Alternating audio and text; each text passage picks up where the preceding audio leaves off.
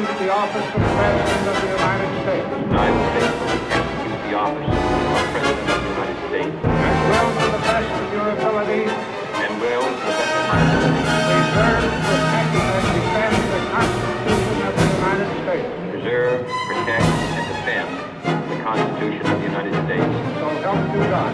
So help me God.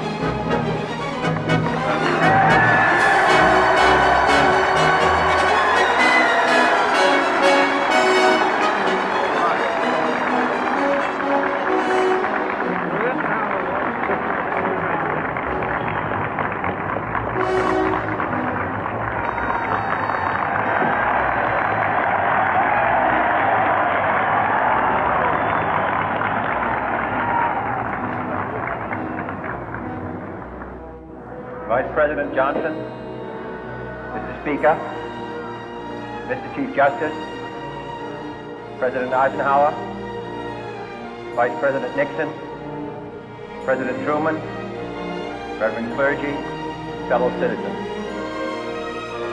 We observe today not a victory of party, but a celebration of freedom, symbolizing an end as well as a beginning, signifying renewal as well as change. For I have sworn before you and Almighty God the same solemn oath our forebears prescribed nearly a century and 3/4 ago. The world is very different now, for man holds in his mortal hands the power to abolish all forms of human poverty and all forms of human life. And yet the same revolutionary beliefs for which our forebears fought are still at issue around the globe. The belief that the rights of man come not from the generosity of the state, but from the hand of God. We dare not forget today that we are the heirs of that first revolution. Let the word go forth from this time and place to friend and foe alike that the torch has been passed to a new generation of Americans born in this century, tempered by war, disciplined by a hard and bitter peace, proud of our ancient heritage, and unwilling to witness or permit the slow undoing of those human rights to which this nation has always been committed and to which we are committed today at home and around the world.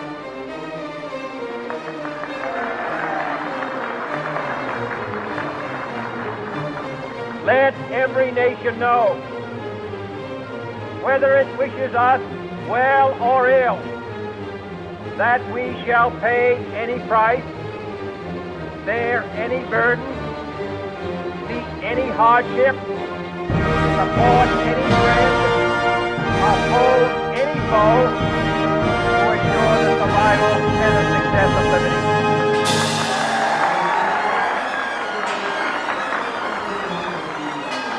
This much we pledge and more. To those old allies whose cultural and spiritual origin we share, we pledge the loyalty of faithful friends.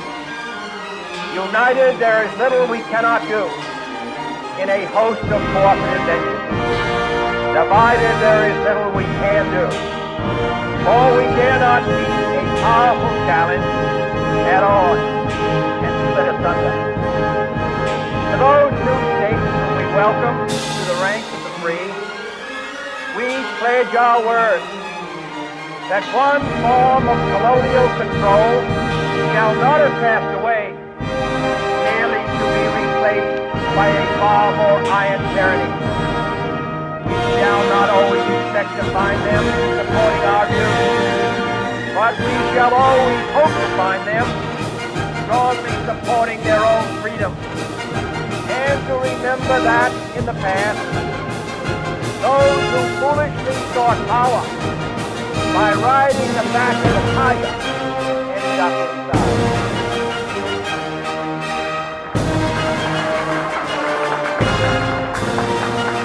To those people in the huts and villages of half the globe struggling to break the bonds of mass misery, we pledge our best efforts to help them help themselves for whatever period is required, not because the communists may be doing it, not because we share both, but because it is right. If a free society cannot help the many who are poor, it cannot save the few who are rich.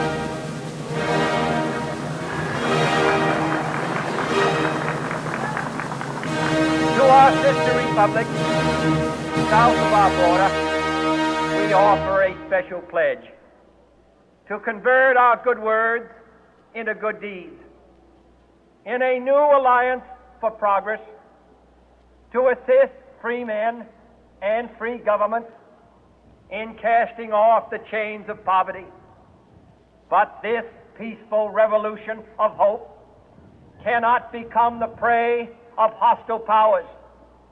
Let all our neighbors know that we shall join with them to oppose aggression or subversion anywhere in the Americas. And let every other power know that this hemisphere intends to remain the master of its own house.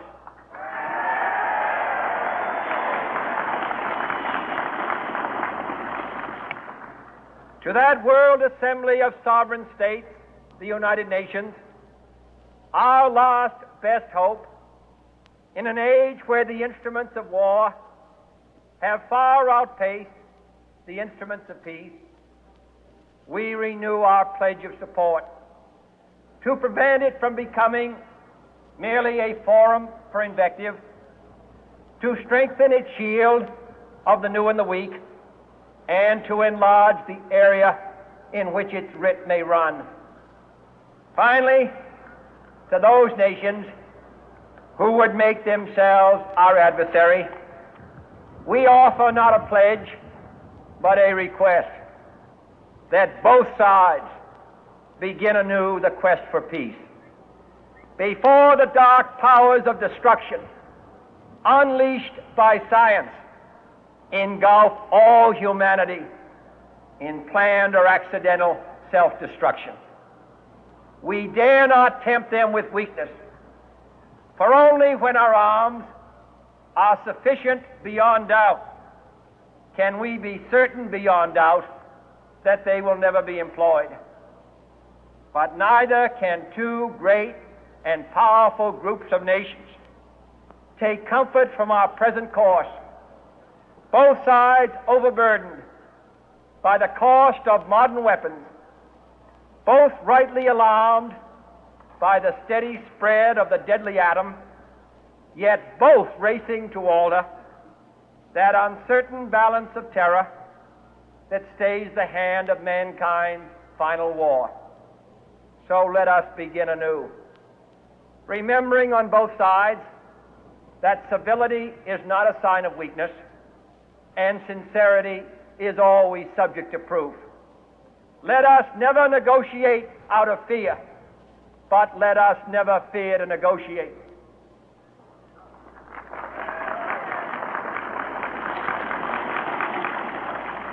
Let both sides explore what problems unite us, instead of belaboring those problems which divide us. Let both sides, for the first time, formulate serious and precise proposals for the inspection and control of arms, and bring the absolute power to destroy other nations under the absolute control of all nations.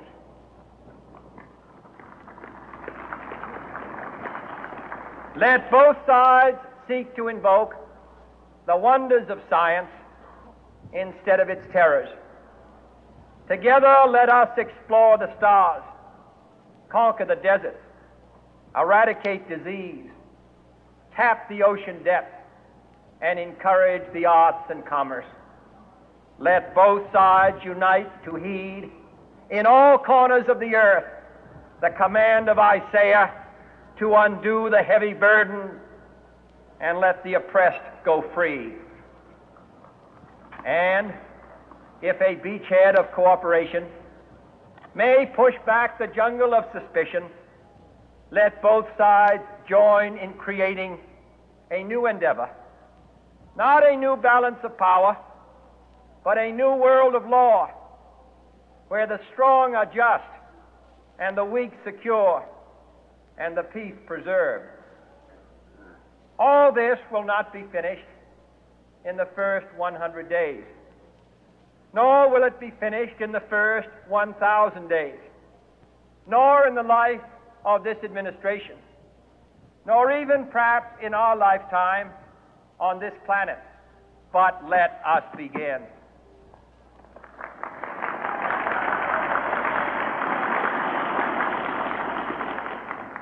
In your hands, my fellow citizens, more than mine, will rest the final success or failure of our course.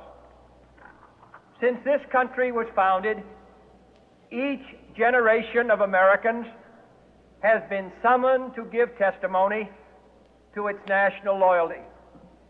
The graves of young Americans who answered the call to service surround the globe. Now the trumpet summons us again, not as a call to bear arms, though arms we need, not as a call to battle, though in battle we are, but a call to bear the burden of a long twilight struggle, year in and year out, rejoicing in hope, patient in tribulation, a struggle against the common enemies of man, tyranny, poverty, disease, and war itself.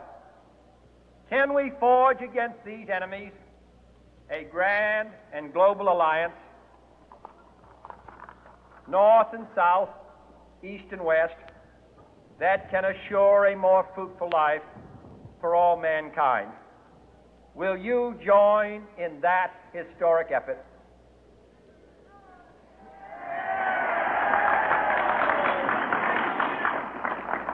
In the long history of the world, only a few generations have been granted the role of defending freedom in its hour of maximum danger.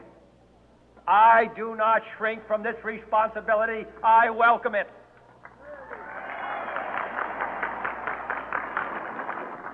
I do not believe that any of us would exchange places with any other people or any other generation. The energy, the faith, the devotion which we bring to this endeavor will light our country and all who serve it. And the glow from that fire can truly light the world. And so, my fellow Americans, ask not what your country can do for you. Ask what you can do for your country.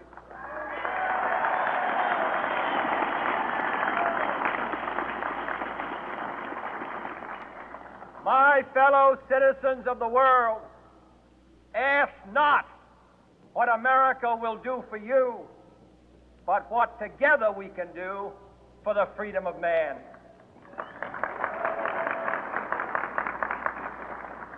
Finally, whether you are citizens of America or citizens of the world, ask of us here the same high standards of strength and sacrifice which we ask of you.